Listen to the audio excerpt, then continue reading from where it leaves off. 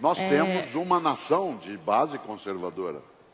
Se você observar, eu costumo dizer que até a gente no diálogo, no livro, trouxe isso à tona, nós ainda temos no Brasil uma percepção mais coletiva que é monarquista. Nosso desejo é um monarca, uma monarca, em várias situações. Aquilo que no Brasil se tornou o populismo getulista, ou mais tarde outras feições que ele teve, em grande medida ainda é uma nostalgia monárquica que nós carregamos. Eu acho, por exemplo, que uma parcela significativa da nossa formação nacional tem sim o conservadorismo como sendo seu meio de expressão e proteção.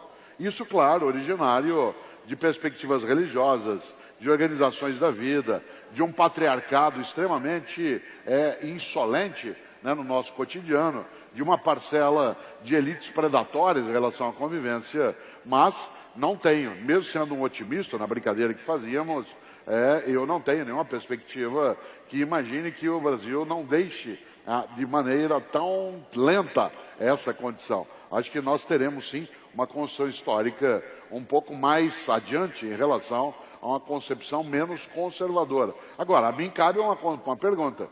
E por que não ser? Qual é o problema de ser conservador? Eu diria, você pode sê-lo. Eu apenas acho que isso é para nós um atraso de existência nacional. Mas a democracia, no meu entender, corrigiria ou pode permitir que essa rota, né, tenha essa condição. Eu concordo com o Cortella. E quando eu falo de educação de gênero, eu também combato certa educação de gênero que acha que é errado ser conservador. Ser conservador não é ilegal nem imoral. E a gente tem que reconhecer que um homem que gosta de uma mulher e é fiel a ela não é estranho, não é fora do padrão, não é algo que deva ser combatido na escola. Os professores devam dizer que um marido pode gostar da própria esposa e ter prazer com a própria mulher semanalmente. E que isto depois o tem que aceitar. Eu, né? A gente tem que aceitar. Esse é o meu otimismo. Esse é o meu otimismo. Mas eu vou emitir uma opinião mais subjetiva do que todas que eu emiti. Eu acho que o Cortella toca numa coisa fundamental, que é uma maioria conservadora. A maioria da população brasileira e possivelmente mundial é conservadora sobre itens básicos.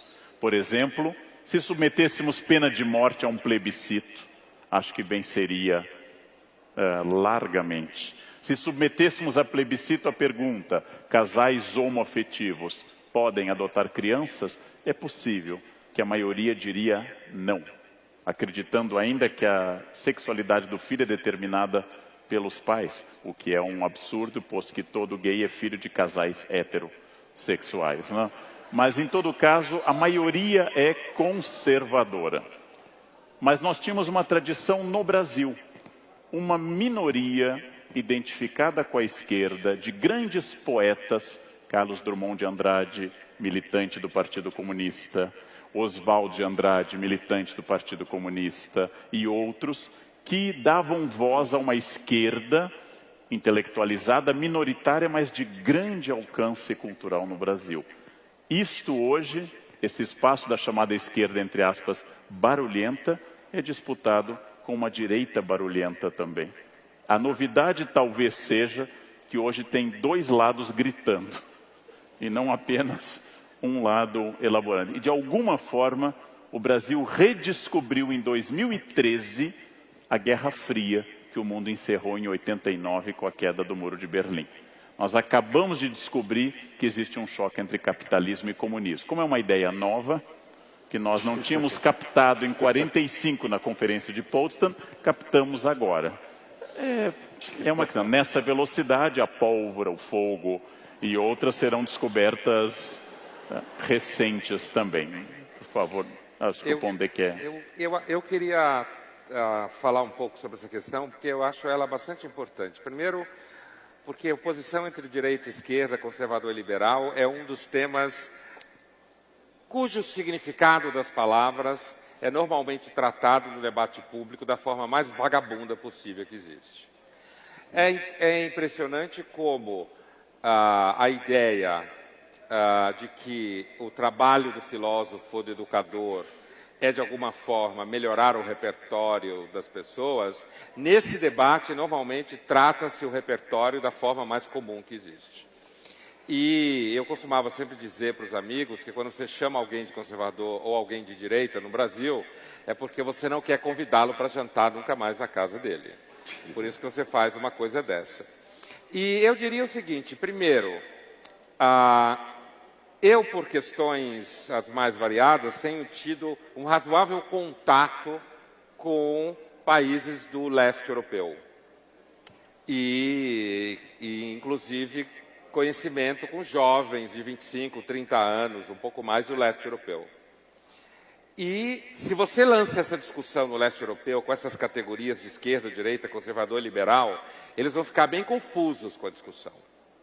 Eles vão achar muito estranho, eles acham estranho que, por exemplo, categorias como socialismo, ainda, para nós aqui no Brasil, ainda regimentem tanta esperança, quando a história deles é outra.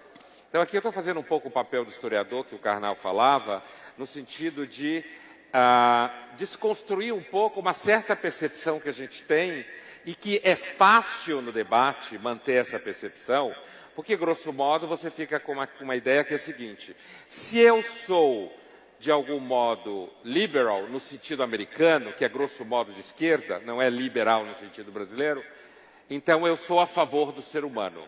Se eu discuto algumas questões tomadas como progressistas, e elas são bem complexas, então eu sou contra o ser humano. Na realidade, o que eu acho é que nessas categorias de liberal e conservador, houve um certo sequestro, inclusive pela incompetência e a inexistência de intelectuais capazes de levar o debate de forma profissional, houve um certo sequestro da ideia de que você pode pensar sobre o ser humano sem necessariamente fazer dele lindo e maravilhoso, e nem por isso se identificar, por exemplo, com Marx ou Foucault como propostas políticas. Eu acho que esse sequestro aconteceu e ele é fato na academia e ele é fato em grande parte do debate público. Quando a gente fala em conservador, por exemplo, se você for rastrear a origem, filosoficamente falando, politicamente, a raiz do pensamento conservador britânico é o ceticismo político. É a dúvida com relação à engenharia social e política e ao que autores como Burke, que o Karnal se referiu, citava como teorias de gabinete.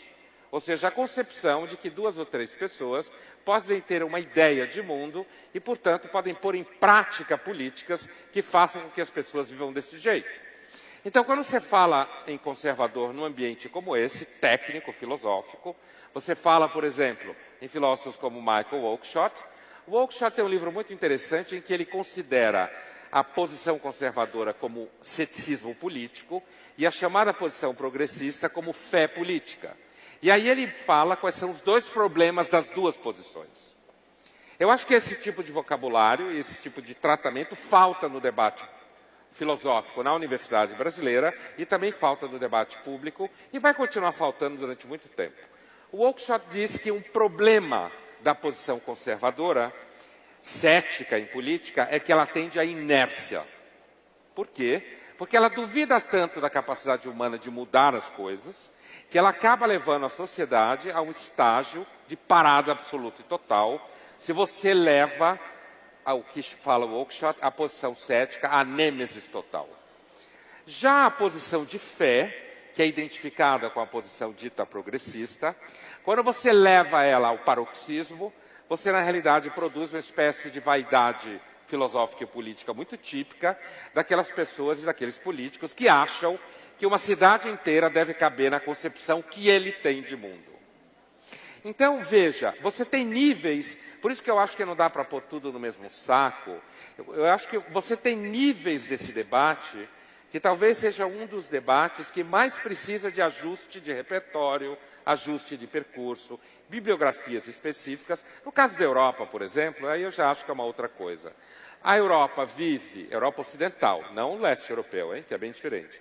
A Europa Ocidental vive uma espécie de surto, vive uma condição de parque temático de felicidade, fruto do dinheiro americano que foi produzido pelo Plano Marshall, do enriquecimento gigantesco e que, de repente, começou a acordar que tem tensões internas e que os governos europeus não têm a mínima ideia de como vai resolver. Quem disser que sabe como vai resolver as tensões internas na Europa está mentindo ou é mal informado, porque os governos europeus não sabem como resolver. De um lado, se você tem discursos do tipo não há problema nenhum, todos podem viver lindamente, como se o mundo fosse uma espécie de praça de alimentação étnica, onde você mistura todos os molhos e todo mundo fica feliz, está viajando na maionese.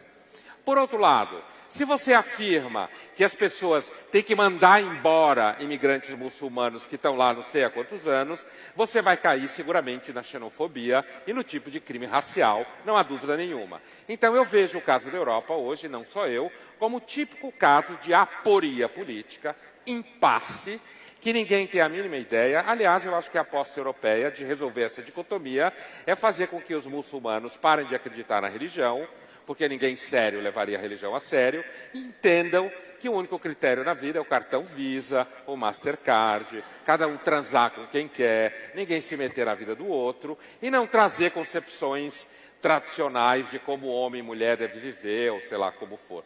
Então, eu acho que a oposição conservador-progressista, mais ou menos, ela é um debate que normalmente é feito de forma pobre, com pouco repertório, e normalmente ela é, inclusive na universidade, praticada como modo de ideologia política, de lobby e de grupos específicos. Então, acho que essa questão ela é bastante cheia de andares, e aí exige mesmo muito tempo para a gente conseguir rastrear isso tudo na história da filosofia.